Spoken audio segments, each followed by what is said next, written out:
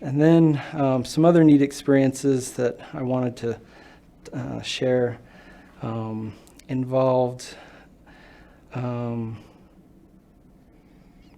some remarkable teachers, some professors, and testimony actually that I got from others that in Jerusalem. So the one professor that made a profound impact on me was Dr. Nazzal, and he was our Islamic studies instructor.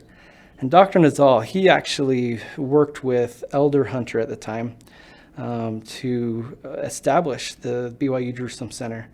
And I remember in one of the classes, he was describing his experiences establishing the center and making sure that everything was in place so that we could actually build the center and study there. And he described how he worked closely with President Hunter.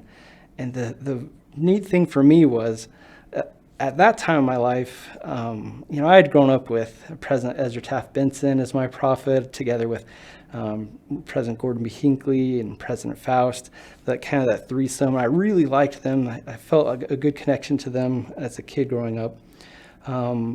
But then when President Hunter became the prophet, at the time he was very ill, and as a young person, I didn't have a real strong connection, I guess you could say, with President Hunter until Dr. Nazzal told me about his experiences. And the neat thing is he says that he knew from his personal experiences with President Hunter that he was a prophet of God. Now, this is our Muslim professor telling us that he knows, his testimony was that he was a prophet of God. And not only that, but Dr. Nazzal also proudly shared with us that he was termed a dry Mormon, that the president or Elder Hunter called him a dry Mormon, which kind of meant, kind of Mormon in heart, unbaptized. And so that was funny. And he shared that with us as students. He had a smile on his face. And so it was nice to see that. So that testimony from our Muslim professor was valuable to me. Then another testimony that was valuable to me came from a Hasidic Jew. So a very traditional Jewish person who's got the locks in his hair and nice hat. And anyway, I met him at the Western Wall. So while I was at the Western Wall, I really wanted to hear from these really devout people what their feelings were and thoughts were as they studied the scripture. And for them, the Tanakh, or their Old Testament with the